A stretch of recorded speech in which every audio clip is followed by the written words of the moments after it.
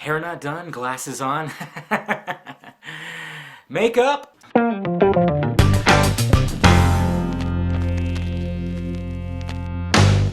What's happening, film friends? David the Film Junkie here, bringing you some movie news you can find on your own, but I'm gonna find it for you and tell you about it. Yeah, been one of those days, guys. Usually I have a film review on Friday. Yesterday, I'm gonna obviously upload this on Saturday, but I usually have a film review on Friday, but I had to help a friend move some stuff. That's why, if you guys also follow Android Spin, I didn't have a Mandroid show, and I didn't go see a movie, sadly. Hopefully I'm going to see the Lego movie on Sunday. Really looking forward to it.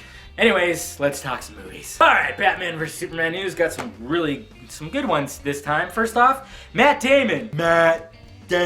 We already got Ben Affleck's good buddy, good director buddy that, he kind of came up with, with a bunch of movies. We got Kevin Smith, who's seen the Batsuit, who creamed his pants when he saw it, and gave Zack Snyder a nice big bear hug when he saw it. Then we had Mrs. Affleck, who saw the Batsuit, of course, and she probably would want some alone time with it because, let's face it, Batsuit's sexy, y'all. Now we have Mr. Affleck's best friend, Matt Damon, of course, who was the butt of the joke of, when Ben Affleck was cast, it was like, oh, what is Matt Damon gonna play Robin?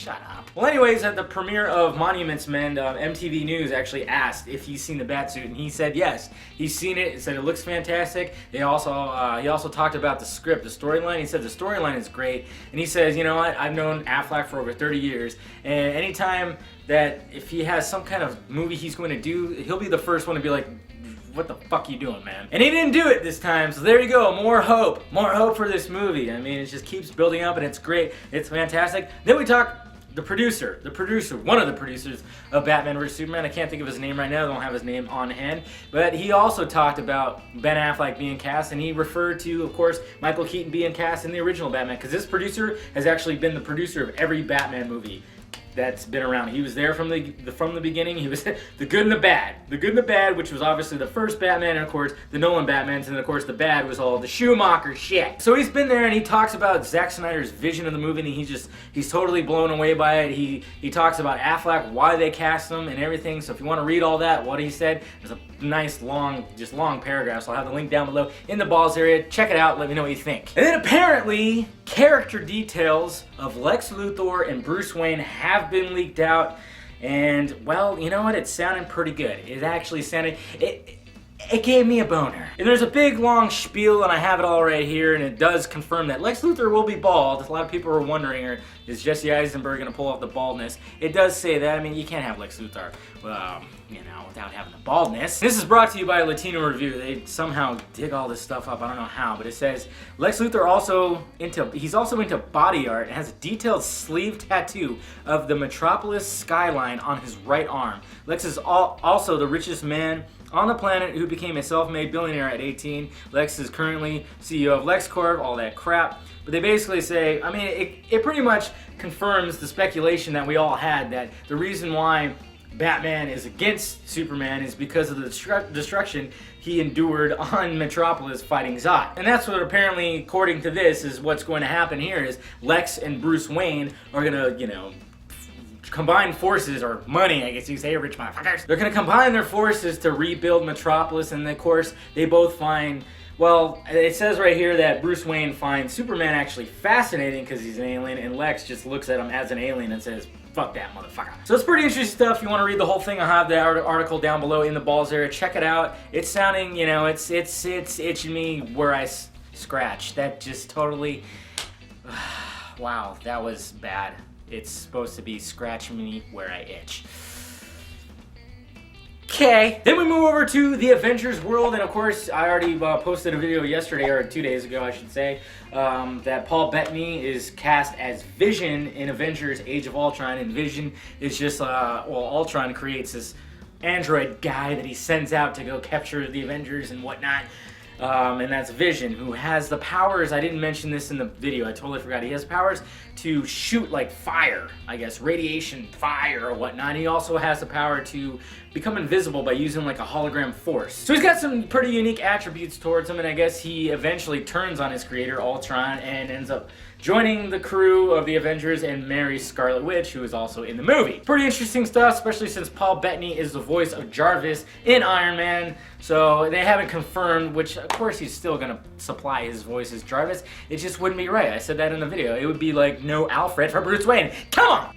Sequels and prequels. Captain America 2, or Captain America the Winter Soldier. Apparently the events in the sequel is going to lead directly into Avengers 2, which is awesome. I kind of figured that was going to be the case since it is the last of the Phase 2 movies. Many people thought maybe Guardians of the Galaxy would, but I mean, I think Guardians of the Galaxy are just going to develop those characters, see how they form together and everything like that. But yes, Captain America the Winter Soldier is going to lead directly into Avengers 2, and then a little awesome weird thing about Guardians of the Galaxy. Apparently, there's a rumor that Guardians of the Galaxy 2 is already set for 2016, and it might be released within...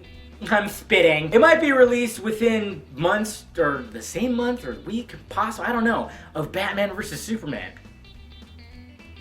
What? Yeah, there's an untitled Marvel project that everybody was assuming might be Doctor Strange or possibly Black Panther. But yeah, apparently according to this source, they're saying it's Guardians of the Galaxy 2 already, which only leaves like a year gap, which usually there's 2-year gaps when it comes to superhero movies because they're so big and epic. But yeah, that's pretty weird, pretty interesting. So who knows any more about this? I'll let you guys know.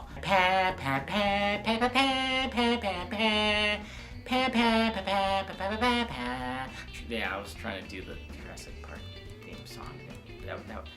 I kind of Peter Griffined it slightly, but it worked. Jurassic World, yes. I haven't really reported too much about Jurassic World. If you guys didn't know, Jurassic World is, you know, it's the 4th Jurassic Park, but they're calling it Jurassic World. They're kind of taking it to a whole new level, I guess, and they cast Chris Pratt as the lead. And Chris Pratt sat in an interview with, I forgot who it was, but they asked him about, you know, Jurassic World and his character, and he said Jurassic World is just basically, you know, they're gonna really focus on why they created dinosaurs. Like, what was the reason they created dinosaurs? Why was this world created? And then he also compares his character with both Sam Neill's and Jeff Goldblum's character, you know, Dr. Grant and Ian Malcolm. He says he's a little bit of both. So that's pretty interesting stuff. You want to hear what he has to say, I'll have the article down below with the video on it. You can hear what he says, and yeah.